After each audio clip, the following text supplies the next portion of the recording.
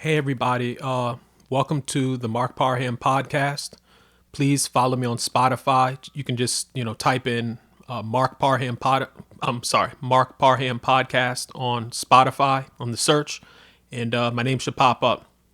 I really wanted to make a podcast today. It's the 4th of July. It's a special day in America, and I've been looking at a lot of the news, the different presidential candidates and RFK and Trump and, Tim Scott and what's his name, Ron DeSantis.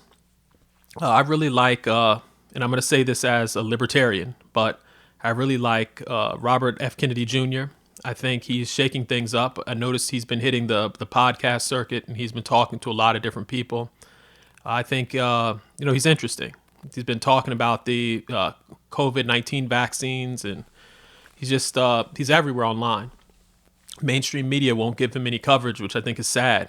I did see some news organization called what is it, News Nation or something like that. They did sort of a special with him where they were talking to him for at least, I guess, an hour or something like that, and he was touching on different topics. And he's a real interesting person. I think he would make a better president than Joe Biden. I think the American people are, at least I am, sick of Joe Biden. Joe Biden is all over the place. When you look at some of his speeches he's doing now, it's like he's off. It's like he doesn't even know he's on planet Earth. And if you think about it, if you elect Biden and something happens to Joe Biden, let's just say he gets sick or anything, you're going to end up getting Kamala Harris. And I know that the American people don't want Kamala Harris. I think Kamala Harris is they got Kamala Harris to sort of get a black person in the White House who's a female, and just a bunch of things. She checked all the boxes. I think they Democrats wanted her there sort of as sort of a token, as a symbol, as, oh well, America's moving forward. But Kamala Harris has been weak on the border. I mean, Kamala Harris doesn't even visit the border. And I don't even see Kamala Harris on TV anymore. Before, they put her out there as this big symbol of, black success, quote unquote. And now you don't see Kamala really giving any interviews, or, you don't really see Kamala anywhere. So it's just amazing how the media, is starting to hide Kamala again. When it's getting close to election, they don't want to, mess up Joe Biden's chances. But if something happens to Biden, Biden gets sick, Biden's, getting older, he's sort of, it looks like he's losing his memory. If something happens to that man, we're going to get Kamala Harris. And I think some Democrats want that to happen. I think some Democrats, are waiting in the wings and saying, well, if something happens to Biden, we'll get our girl or woman Kamala in there. And I think it would be a disaster. And if you look at what's happening in California with, it's just homelessness and crime and all this other stuff, getting Kamala in there will not be the solution. I think it'll make things worse. I think that America's already, bursting at the seams with legal immigrants and stuff like that. And getting someone like Kamala in there will just, it's like putting kerosene on a fire. So I think it would be crazy to have someone like her as the president of the United States. But back to Robert F. Kennedy Jr. He's, I don't want to say him and Trump are similar, because like I said, there's some things, I guess, where, some things him and Trump don't agree on, but, he's to me, he's saying the right things. And I know you have some people in the Democratic Party that want to call him a conspiracy theorist and somebody who's making up stuff and somebody who's not correct, but I think he's at least getting people to talk about things. One thing I'll say about Robert F. Kennedy Jr., even though he's not the everyday regular politician, but he's at least, raising awareness when it comes to, what's going on. A lot of the times, you'll look at the news media and they'll say, oh, well, we're telling you this. We have a doctor and this person saying this is safe and you should do this and you should do that. I mean, that day is gone where the media, mainstream media, can dictate what everyone should do. It used to be a time where, the main something was written in the Washington Post or the New York Times or something was on CNN or MSNBC, and people would trust it and follow it. And now people, don't trust, our government officials. I think that's a good thing. I think anytime there's rules being made and laws, as an American citizen or anybody, you have the right to question things. And, he just makes you question things, whether you believe in what he's saying or not. He's willing to sit down and at least go on different podcasts and just talk. A lot of these candidates, they're used to doing, news networks and stuff that are friendly to, what they believe in. So it's like you'll have a Democrat where back in the days they would just go on MSNBC, or a Republican go to Fox News. I like Robert F. Kennedy Jr. because he's talking to everybody. He'll go on the Joe Rogan podcast. He'll talk to just anybody who wants to listen. I even saw this man on Fox, and I was shocked. I was, looking at Fox News, and he was on Fox News. And some of these candidates won't even, go on the different networks because they're scared of tough questions. I think the real interesting thing is he's polling, really well for somebody who's, I would say out of the mainstream. I mean, the regular mainstream. I mean, even though I looked at a poll and Joe Biden is, ahead of him, he's still somebody that he's making some waves. I think once people start listening to him and once he puts himself out there more and, keeps on doing his interviews like he's doing, he's going to surprise a lot of people, and he's going to raise a lot of money. I think he's somebody who the Democratic establishment doesn't like him, but people like him. I mean, once you hear him speak, and again, I was a former Democrat, I was a former Republican, and now I'm a libertarian, but, once you hear him, even if you're a Republican or you're sick of the Democratic Party, he really gives you hope. I think we need more candidates to just shake things up. You're not going to believe everything a person's saying or doing, but I need people in there to just put out new ideas. I think some of the politicians that are running, right now are just stale. And I'm not just talking about Joe Biden, but look at the Republicans. Again, some of the Republican candidates are just, spouting the same talking points. Oh, well, we're going to do this, we're going to do that. And, they're not offering any solutions. And I think a huge problem, even in the Republican Party, and I was looking at Tim Scott, it's just, I can't describe it, but it's like they give the cookie cutter answers. And they're scared to take risk. It's like somebody behind the scenes is saying, if you say this, you'll poll, you'll get this many people to like you. And if you go, I just want politicians to start speaking, their mind, regardless of what people think or, what the polls are telling them to do, just for folks to, say what they're really going to do when they get in there. Because a lot of the times politicians will, say what's I would say safe, as far as if they're a Democrat or Republican, they'll say, they'll put out the talking points, and, there's certain buzzwords that you can use in if you're a Republican or Democrat that get people to say, yeah, he's a real Democrat, he's a real Republican. And it would be nice if people were just transparent, because a lot of the times they get in there and they do the complete opposite. Like you'll hear somebody say, oh, we're for small government, and then go and, vote for, spending more money.